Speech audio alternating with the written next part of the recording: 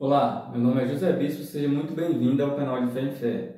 Esta é a sétima parte da série Doutrina dos Apóstolos. Nesta oportunidade estaremos falando no capítulo de número 11.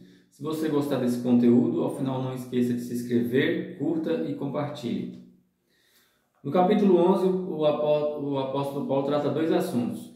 Ele trata a questão do véu e trata da questão também da ceia.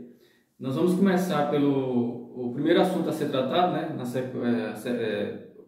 pela ordem. Primeiro ele trata da questão do véu e depois da ceia. Então vamos começar a partir do verso primeiro. O que nós vamos destacar aqui no capítulo 11, no primeiro assunto? Do verso 1 até o verso 16. Que, primeiro, Paulo não está falando nessa oportunidade só do cabelo da mulher. Ele fala do cabelo do homem. E não só da cabeça da mulher, mas também da cabeça do homem. E, além do cabelo da mulher, Paulo também trata da questão do véu, que de fato era um pedaço de pano com que se cobria a cabeça. Então, o que nós vamos extrair desse texto? A ideia, o que nós podemos depreender do ensino de Paulo acerca desse assunto? Nós vamos entender que Paulo prescreve que as mulheres mantessem o cabelo crescido, que não rapassem a cabeça, né? É uma instrução que fica implícita no texto, e que a mulher, sim, quando for orar ou profetizar, deve usar o véu. E também nós vamos destacar aqui que, em contrapartida, o homem deve manter o cabelo cortado, né? Ele não pode cobrir a cabeça, nem ter o cabelo grande e nem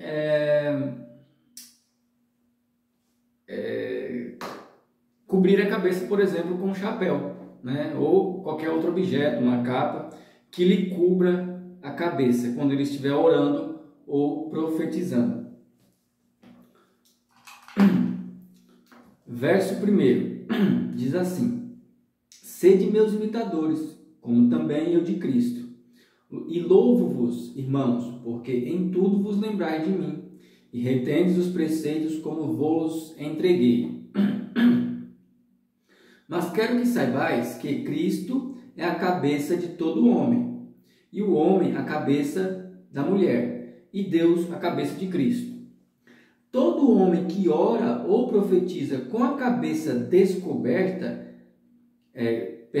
com a cabeça coberta, todo homem que ora ou profetiza tendo a cabeça coberta, desonra a sua própria cabeça. Então aqui ele começa pelo homem. Então, o homem que está profetizando com um chapéu na cabeça, ou um manto, ou por exemplo, deixou o cabelo crescer, né? O que diz o texto? Ele desonra a sua própria cabeça, que é Cristo. Mas toda mulher que ora ou profetiza com a cabeça descoberta, desonra a sua própria cabeça, porque é como se estivesse rapada. Aí aqui ele trata das duas coisas, já do manto, na questão da mulher, e da questão do cabelo, trata os dois.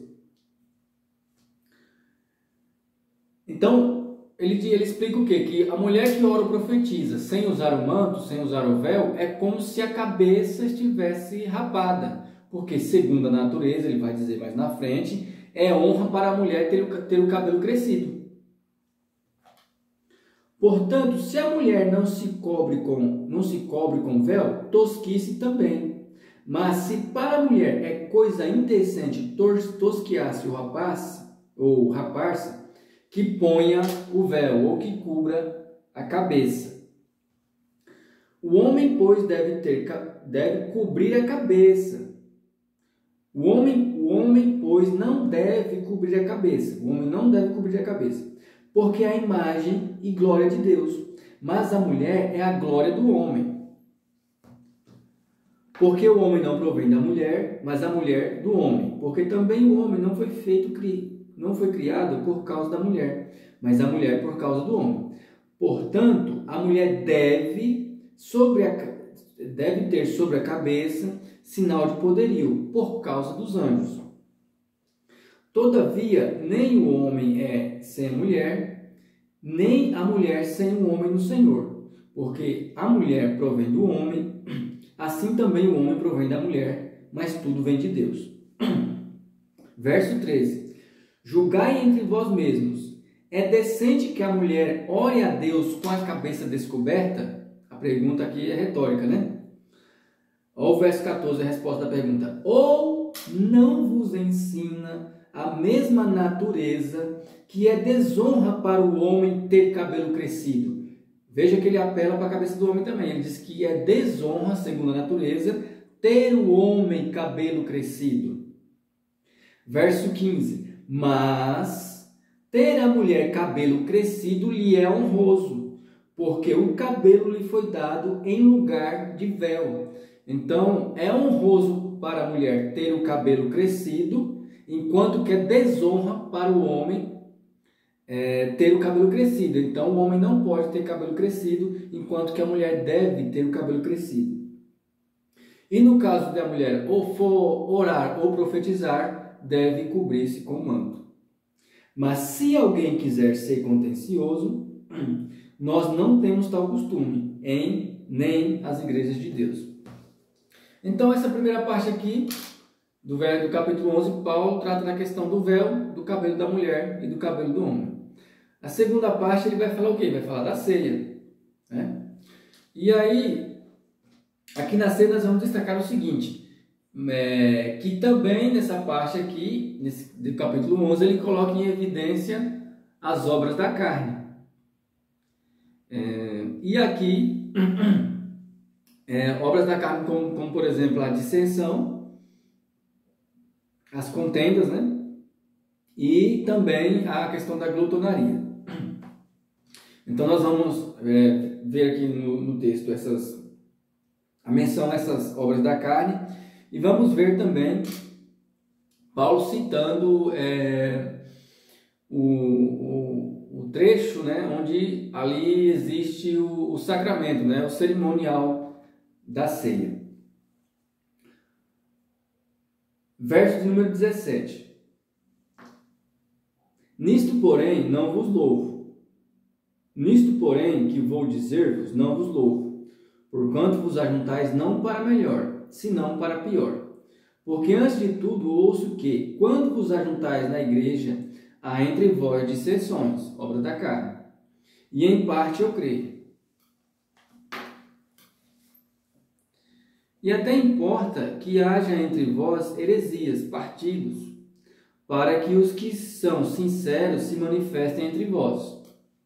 De sorte que, quando vos ajuntais num lugar, não é para comer a ceia do Senhor, porque comendo cada um antecipadamente, toma antecipadamente a sua própria ceia, e assim um tem fome e o outro embriaga-se. Logo de início nós vamos destacar o que aqui?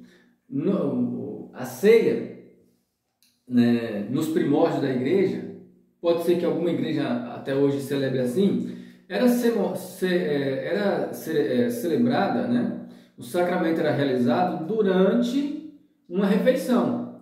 Então havia uma refeição, um jantar ou um almoço, né, que poderia ser um almoço, acredito que era mais jantares, né, em que a igreja era convidada a se reunir, se congregar, e num determinado momento daquela janta, daquela ceia, era feito o sacramento que está descrito aqui no verso de número 24 e 25. Então, hoje as igrejas têm o costume só de realizar o sacramento, não faz a janta ou se reúnem para fazer uma refeição e durante a refeição fazer esse sacramento. Normalmente só é colocado hoje o pão, né, e o vinho, né, o pão e o cálice para a celebração da ceia. Mas nos primórdios tinha sim uma refeição, como foi na ocasião da primeira ceia. A primeira ceia ela acontece durante o momento em que eles estão comendo a ceia de Páscoa. E veja que, porque comendo cada um, toma antecipadamente a sua própria ceia, e assim um tem fome, o outro embriaga-se. E outra coisa que nós vamos destacar, a partir do momento que eles sentavam, a igreja se reunia para fazer essa celebração juntos, essa refeição que era feita por eles, né, esse jantar, já era chamado de ceia do Senhor, ele já fazia parte da celebração, né? E aí Paulo repreende eles porque uma parte chegava primeiro, o que chegava primeiro já ia comendo, e às vezes poderia ser que até acabasse a comida, quando alguém chegava atrasado ficava com fome. Veja a glutonaria aqui. Não tendes porventura casas para comer e para beber, ou desprezais a mesa de Deus, e envergonhais os que nada têm? Que vos direi, louvar-vos-ei? Nisto não vos louvo. Porque recebi do Senhor o que também vos ensinei, que o Senhor, na noite em que foi traído, tomou o pão, e tendo dado graças, partiu e disse, tomai, comei isto, é o meu corpo, que é partido por vós, fazei isto em memória de mim. Agora, outro detalhe que nós vamos destacar aqui é que a ceia do Senhor não é a ceia de Páscoa. A ceia do Senhor não é a ceia de Páscoa. A ceia de Páscoa ela teve sua validade até a Antiga Aliança. Quando terminou a Antiga Aliança, começa a Nova Aliança e passa a ser ceia, somente ceia do Senhor. Então, os ritos da Páscoa não podem ser misturados com a ceia do Senhor que foi estabelecida por Cristo e pelos apóstolos. E devemos lembrar também que qual que era a intenção da Páscoa? A Páscoa era um memorial em que os filhos de Israel celebravam para se recordarem do dia que eles foram tirados do Egito pela mão de Deus, né? Eles saíram comendo pães ázimos, né? E o cordeiro pascal. Então a Páscoa era um memorial para que eles lembrassem do dia que Deus tirou eles da terra do Egito. Enquanto que a ceia, vamos ver o verso número 25. Semelhantemente também, depois de cear, tomou o cálice, dizendo, este cálice é o Novo Testamento no meu sangue. Fazei isto todas as vezes que beberdes em memória de mim. Então, assim como a Páscoa era uma lembrança da saída do Egito para os filhos de Israel, para a igreja, a ceia é um memorial onde se faz lembrança da morte e ressurreição de Cristo. Da morte, né, por causa do corpo e do sangue, e também da ressurreição, né, porque olha o que Paulo diz na sequência. Porque todas as vezes que comerdes esse pão e beberdes esse cálice, anunciais a morte do Senhor até que ele venha. E ele só pode vir por quê? Porque ele de fato ressuscitou. Então a ceia é um memorial que faz lembrança da morte e da ressurreição de Cristo. E aí, para encerrar, nós vamos trazer à luz o quê? Qual que é a consequência, o que é tomar a ceia indignamente, né?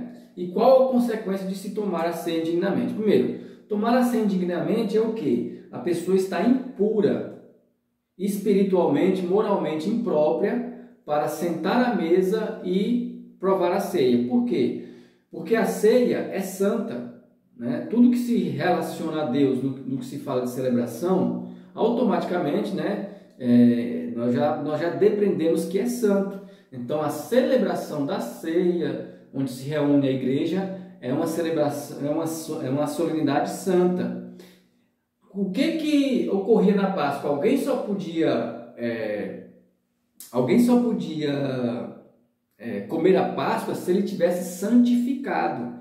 Ele não podia estar contaminado com um cadáver morto ou com todas aquelas prescrições que era determinado pela lei. Ele tinha que estar santificado para poder se ajuntar aos outros hebreus e poder comer a ceia de Páscoa.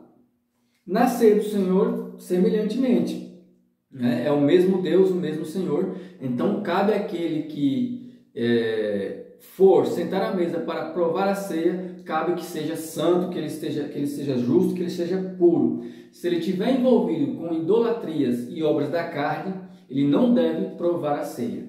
Por quê? Vamos ler adiante. Examine-se pois o homem a si mesmo, e assim coma deste pão e beba deste cálice. Porque o que come e bebe indignamente, come e bebe para a sua própria condenação, não discernindo o corpo do Senhor.